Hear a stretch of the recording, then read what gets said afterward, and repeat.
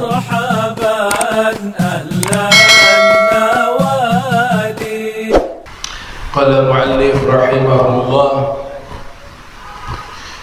وكان أهل المدين كفارا يقطعون السبيل ويخيفون المارة ويعبدون الأيكة وهي شجرة من الأيك، وكانوا من أسوأ الناس معاملة يبخسون المكيال والميزان ويطففون فيهما يأخذون بالزائد ويدفعون بالناقص، فبعث الله فيهم رجلا منهم وهو رسول الله شعيب عليه السلام، فدعاهم إلى عبادة الله وحده لا شريك له ونهاهم عن طاعة هذه العفائل القبيحة. Alhamdulillah, puji syukur kehadirat Allah, salawat dan salam senantiasa kita curahkan kepada junjungan mulia Nabi kita tercinta Sayyiduna wa Maulana Muhammad sallallahu alaihi wasallam beserta seluruh sahabat beliau, keluarga dan umatnya. Al-Imam Ibnu Katsir menjelaskan bahwa penduduk Madian yang dimana diutusnya Nabi Allah Syuaib alaihissalam, mereka memiliki kebiasaan yaqta'una sabila. Mereka adalah sekelompok kaum yang kufar, mengingkari ajaran tauhid yang disampaikan oleh para nabi, dan mereka juga sering yaqta'una sabila, merampok. Jika ada musafir lewat di wilayah mereka, mereka akan membajak dan merampok musafir yang lewat di tempat mereka. Di dalam bahasa agama kita disebut dengan qati'ut tariq. Qati'ut tariq itu perampok yang khusus, mereka operasinya di gurun pasir. Qati'ut tariq.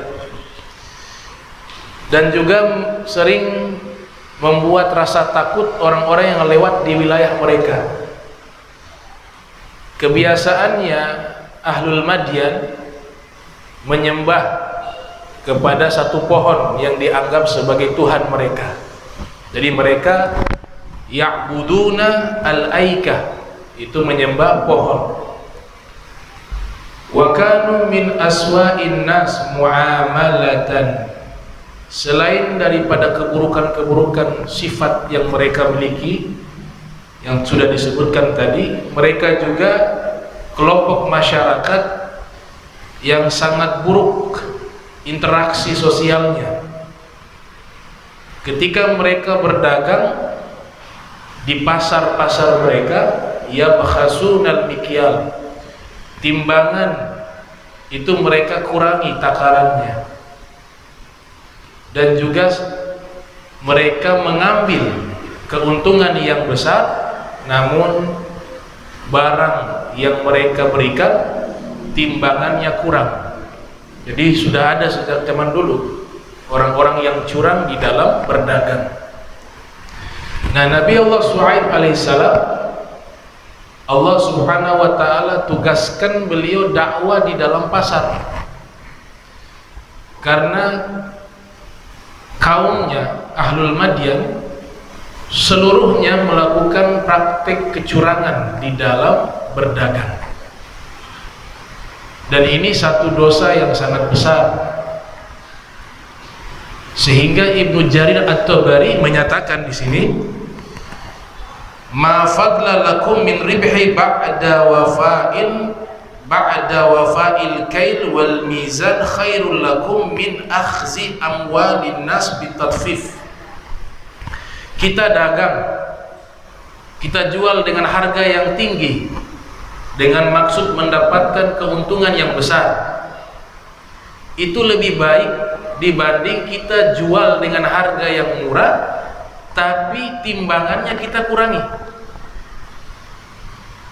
Sekali lagi ya, kita dagang, kita memasang harga yang tinggi untuk mendapat keuntungan yang besar, itu lebih baik, itu halal, dibanding kita memasang harga yang murah, sudah ada kesepakatan harganya seperti ini, timbangannya sekian, ternyata kita kurangi takarannya.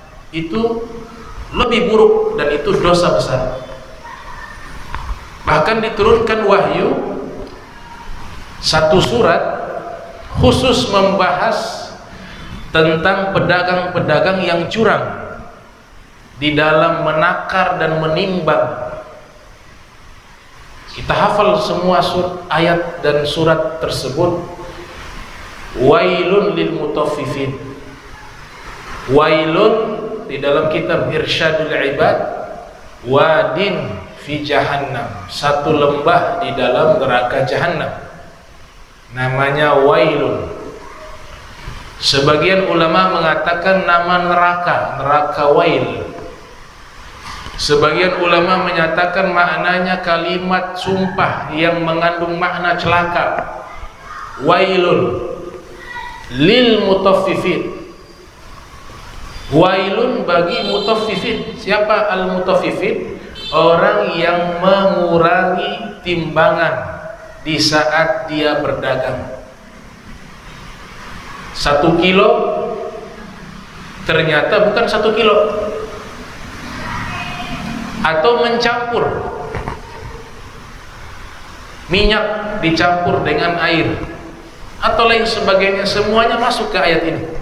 Wailun lil mutaffifin alladzina idza talu 'alan nasi yastawfun. Nah, orang-orang seperti ini yang suka mengurangi takaran ketika berdagang, apabila dia menjadi konsumen, maka dia minta lebih. Kalau dia yang beli, dia meminta dipenuhi timbangan tersebut. Nah, kita ketika belanja juga ada etika. Kalau sudah dikasih harga tersebut 1 kilo, kita sebagai konsumen tidak boleh mengambil tanpa seizin dari penjual. Kasih lebih sedikit ya, itu tidak boleh. Itu dia masuknya juga sebagai perbuatan dosa, kecuali penjual yang berikan, atau kita menyatakan boleh ditambah sedikit, kemudian dia mengiyakan dan dia yang meletakkan sendiri, itu boleh. Karena yang kita tidak punya hak mengambil barang dagang orang. Itu juga termasuk daripada wailun lil mutaffifin. Jadi konsumen juga bisa termasuk di ayat ini. Harga sudah dipatok sekian, timbangannya 1 kilo. Ketika sudah ada kesepakatan jual beli, tahu-tahu di tengah-tengah dia ambil tambah sedikit ya. Nah, itu tidak boleh. Itu juga termasuk perbuatan dosa. Wailun lil mutaffifin alladzina idza talu 'alan nasi yastawfun wa idza kaluhum aw wazanuhum yukhshirun. Nah, mereka ketika berdagang, timbangan mereka, takaran mereka yukhshirun, mereka kurangi. Ini dosa besar. Kalau sudah ada satu surat khusus membahas tentang masalah ini, berarti masalah ini masalah yang sangat besar, masalah yang banyak membuat para pedagang celaka. Maka setelah pernyataan celaka para pedagang yang mengurangi timbangannya, takarannya, Allah tutup dengan masalah hari kebangkitan. Ala yadhunnu ulaika annahum mab'utsun. Ini yang curang dalam segala hal, terutama di dalam berdagang. Mereka tidak menduga bahwa ada yang namanya hari kebangkitan, yang perbuatan mereka ini akan ditanya oleh Allah, akan diminta tanggung jawab. Maka di situ Allah tegaskan, ala yazunnu, tidaklah ini pedagang-pedagang mereka meyakini bahwa ada yang namanya hari kebangkitan. Mereka akan dibangkitkan, dan setiap timbangan yang pernah mereka curangkan kepada konsumen itu nanti akan diminta tanggung jawab oleh Allah Subhanahu wa taala. Sudah dagangannya tidak berkah, gak bisa kaya dengan sistem seperti itu. Kalaupun kaya, kekayaannya membuat dia jauh dengan Allah. Kecurangan. Wailun lil mutaffifin. Nah, Nabi Shu'aib alaihissalam diutus oleh Allah Subhanahu wa taala. Beliau dakwah khususnya di tengah-tengah pasar, karena dia melihat masyarakatnya itu sudah banyak yang curang di dalam berdagang. Ada juga praktik riba yang berlangsung di tengah-tengah masyarakat. Di tengah-tengah masyarakat kaum Shu'aib alaihissalam, praktik riba. Nah, orang-orang yang melakukan praktik riba, rentenir, mereka menyatakan ya riba itu sama kayak dagang, tidak ada bedanya, tujuannya sama, cari keuntungan. Orang berdagang mencari keuntungan, orang melakukan praktik ribawi juga mencari keuntungan. Namun Allah tegaskan, yang dagang halal berkah, yang ribawi tidak ada keberkahan, dosa besar. Makanya mereka katakan qalu innamal bai'u mithlur riba. Orang-orang yang praktek riba mengatakan sesungguhnya jualan, dagang juga sama seperti riba. Allah tegaskan wa ahallallahu al-bai'a wa harrama riba. Allah menghalalkan jual beli, Allah menghalalkan berdagang, dan Allah mengharamkan praktik riba. Ada satu hadis diriwayatkan oleh Imam Syaukani dalam kitab Nailul Awtar, juga diriwayatkan oleh para fuqaha fi kutubihim, di dalam kitab-kitab mereka. Jadi hadis ini isnaduhu dhaif wa ma'nahu sahih. Dia sanadnya lemah tapi maknanya sahih, sehingga dijadikan standar hukum. Rasulullah SAW menyatakan kullu qardin jarra naf'an fa huwa riba. Setiap pinjaman menarik manfaat maka dia dinamakan riba. Arti qardin di sini juga bisa bermakna kredit.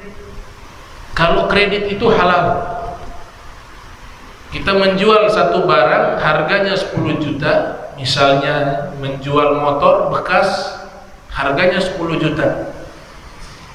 Kalau kontan, datang konsumen ingin membelinya, kita tentukan waktunya. Kalau 1 tahun dia naik 13 juta karena bayarnya cicil, maka ini halal, dia halal. Yang dimaksud di hadis itu atau riwayat ini, karena sebagian ulama mengatakan sanadnya lemah, tidak sampai kepada Nabi. Kalaupun sampai para rawinya lemah, tapi makna hadis ini, makna riwayat ini adalah riwayat yang sahih. Nah, sebagian mengatakan makna daripada kullu qardin jarran naf'an fa huwa riba, setiap pinjaman, diartikan pinjaman bukan kredit, yang menarik manfaat maka dia adalah riba. Mereka maksudkan di sini, dirinci oleh para fuqaha, segala sesuatu yang sama jenis kemudian kita lebihkan ketika mengganti, namanya riba. Tidak hanya berbicara tentang uang.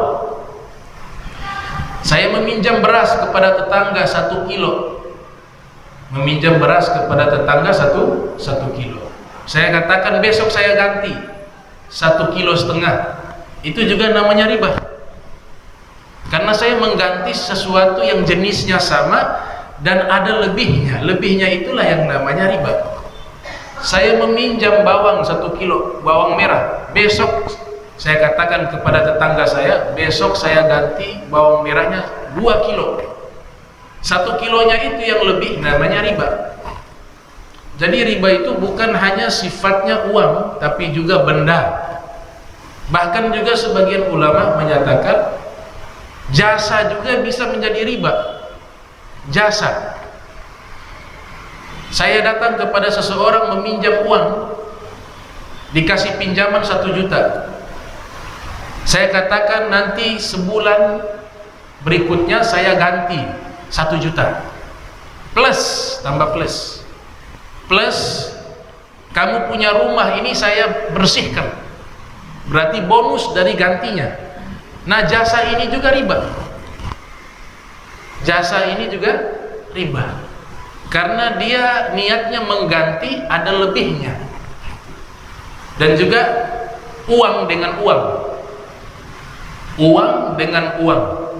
Kalau uang namanya jual beli uang.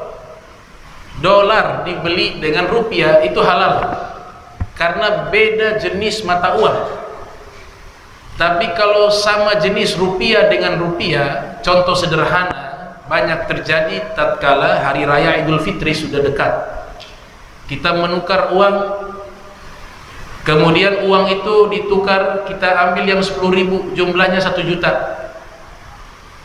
Di saat ditukar, kita lebihkan uangnya 1 juta 10.000. 10.000-nya itu riba. Karena rupiah dengan rupiah.